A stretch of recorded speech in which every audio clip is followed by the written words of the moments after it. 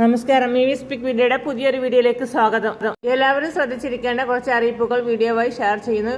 ഈ ചാനൽ ആദ്യമായി കാണുന്നവരാണെങ്കിൽ സബ്സ്ക്രൈബ് ചെയ്യുക, ലൈക്ക് കൂടി ചെയ്ത് സപ്പോർട്ട് തരിക. റേഷൻ കാർഡ് ഉടമകൾ റേഷൻ ആനുകൂല്യങ്ങൾ ഇനി വാങ്ങാനുള്ളവർ എത്രയും വേഗം വാങ്ങിയെടുക്കുക. സപ്ലൈകോ സബ്സിഡി പ്രോഡക്റ്റുകളും വാങ്ങാൻ സാധിക്കും.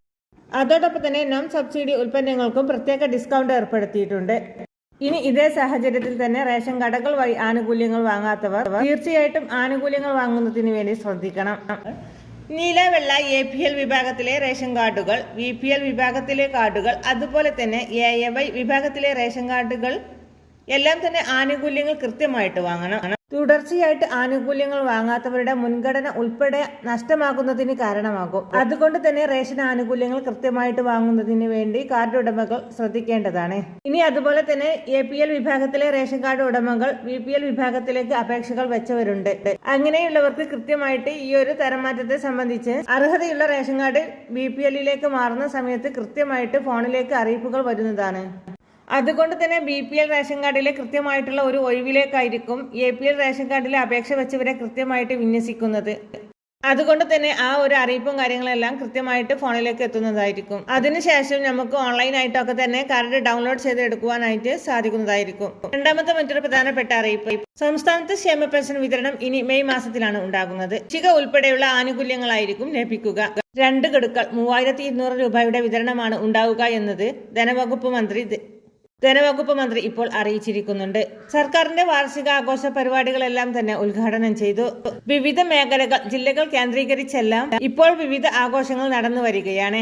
അപ്പോൾ ഈ ഒരു സമയത്ത് തന്നെ കൃത്യമായിട്ട് പെൻഷൻ ഉൾപ്പെടെയുള്ള ആനുകൂല്യങ്ങൾ അതിന്റെ കുടിശ്ശികയും ചേർത്ത് വിതരണം ചെയ്യുന്ന ക്രമീകരണങ്ങൾ സർക്കാർ ആരംഭിച്ചു കഴിഞ്ഞു. തദ്ദേശ തെരഞ്ഞെടുപ്പുകൾക്ക് മുന്നേ തന്നെ ഈ ആനുകൂല്യങ്ങൾ പൂർണ്ണമായി നൽകി തീർക്കുകയും ചെയ്യുന്നതായിരിക്കും. ഏപ്രിൽ മാസം അവസാനത്തോടുകൂടി 1 ഗഡു കൂടി വിതരണം ചെയ്യുന്ന രീതിയിലായിരുന്നു ആലോചിച്ചിരുന്നത്. പക്ഷേ മെയ് മാസം 2 ഗഡുക്കൾ ഒരുമിച്ച് നൽകുന്നതിന് വേണ്ടി പിന്നീട് തീരുമാനിക്കുകയായിരുന്നു. മൂന്നാമത്തെ പ്രധാനപ്പെട്ട അറിയിപ്പ്, കേന്ദ്ര സർക്കാരിന്റെ ഭാഗത്തു നിന്നും സംസ്ഥാനത്തെ തൊഴിലുറപ്പ് പദ്ധതിക്ക് ആവശ്യമായിട്ടുള്ള വിഹിതം 1000 കോടിക്ക് മുകളിലാണ് ഇപ്പോൾ അനുവദിച്ചിട്ടുള്ളത്.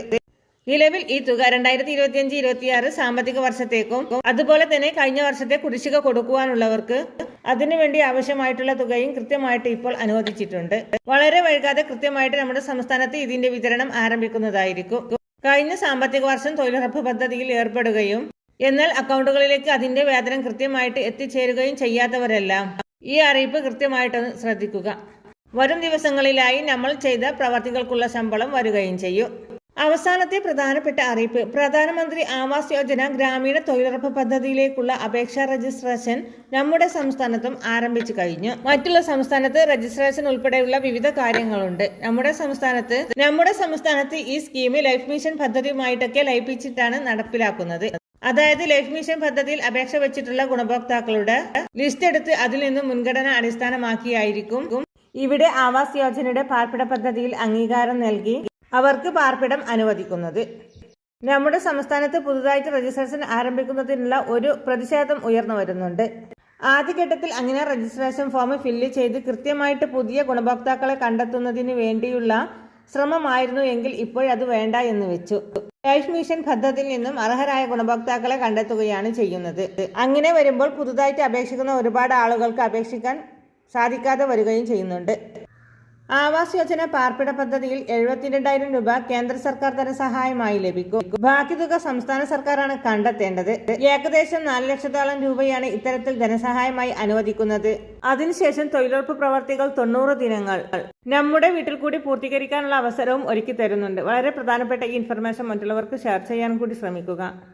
ഇതുപോലെയുള്ള മറ്റു ഉപകാരപ്പെടുന്ന അറിയിപ്പുകൾക്കായി നമ്മുടെ ചാനൽ സബ്സ്ക്രൈബ് ചെയ്യാൻ മറക്കാതിരിക്കുക.